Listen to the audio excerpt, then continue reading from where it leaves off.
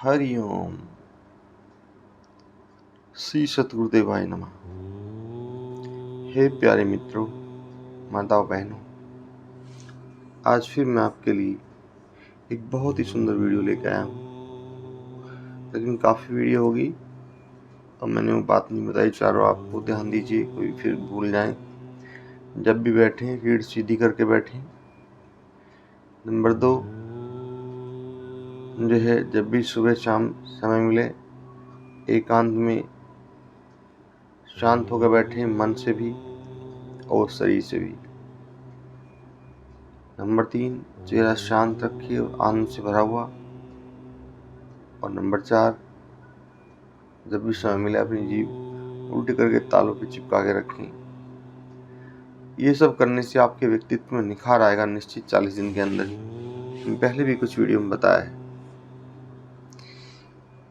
और ये चैनल चलो परमात्मा की ओर है।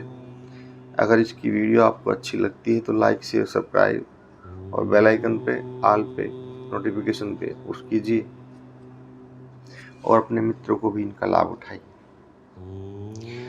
अब विषय आता है आपका मेन, आपकी ऊर्जा का सिद्धांत। जो आपके मन के विचार हैं, ये ऊर्जा है, ये चलती रहती है। अगर आपने इन्हीं विचार से आप, इसी ऊर्जा से आप प्रभु चिंतन कर सकते हैं। इसी ऊर्जा से आप कृषि कार्य कर सकते हैं। इसी ऊर्जा से आप दूसरे से विवाद है उसे सोचने में भी लगा सकते हैं। इसी ऊर्जा से आप टेंशन ले सकते हैं, जिससे मानसिक बीमारियां हो सकती है।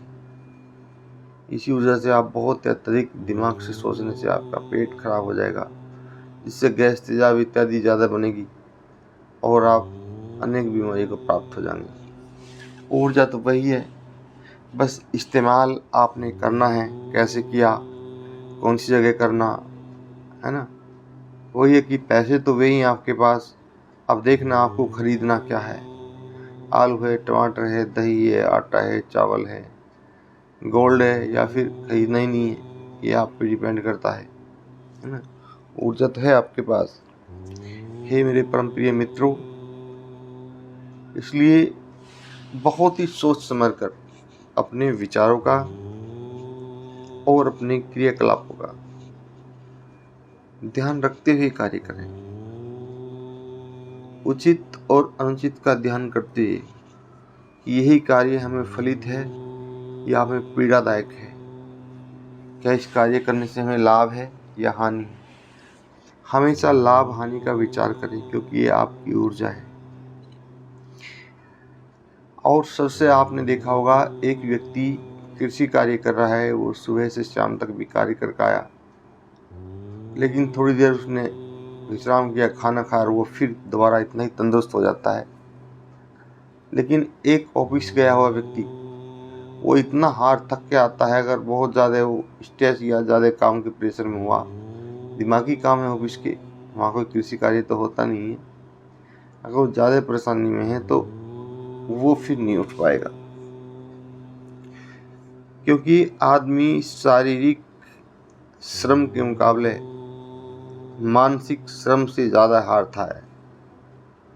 इसलिए इस मानसिक श्रम को सोच समझ के करें। हम जाने अनजाने में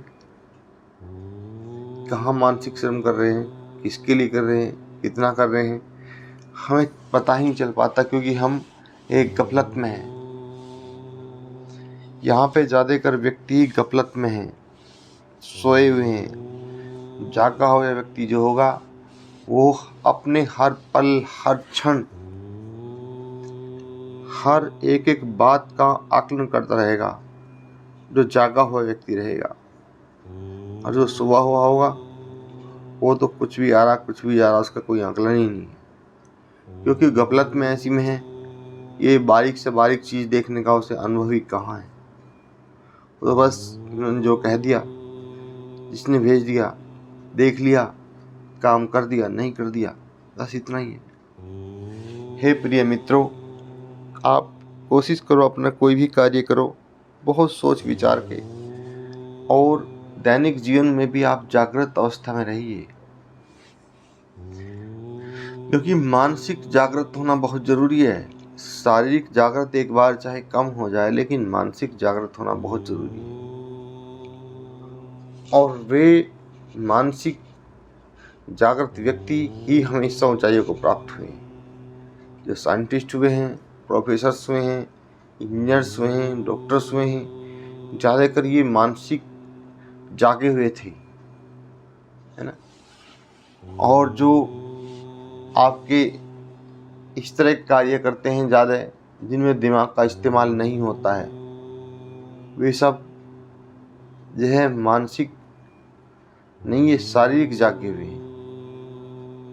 इसलिए हे परम मित्रों, आपसे प्रार्थना करता हूँ कि आप जागृत अवस्था में रहे, लेकिन आत्म जागृति, है ना, बहुत बारीकी से जागृति जो है, हर चीज़ को समझ के काम करना। नहीं तो इसी चीज़ें का, इस हमारे गफलतबाजी का और लोग फ़ायदा उठा लेते हैं, और हम बाद में कहते हैं ये तो वही बड़ा चालाक है, बहुत तेज है, इसने ये कर दिया, उसने वो कर दिया। लेकिन सच्चाई यह है, हमारे अज्ञानपन से ही दूसरे अपने ज्ञान का फ़ायदा उठाते हैं। अगर हमारा ज्ञान भी जागृत है तो फिर दूसरे ज्ञान से कोई फ़ायदा नहीं होने का उसको, कि हम तो जान चुके हैं, समझ चुके हैं। लेकिन हमारी अज्ञानता ही दूसरे के ज्ञान को फ़ायदा उठाती है। इसलिए सोच समझ कर रहें, व्यवस्थित रहें, ईश्वर का चिंतन करें और अपने सद्गुणों का ही ध्यान रखें। इसी के साथ ही आप सबको करबद्ध।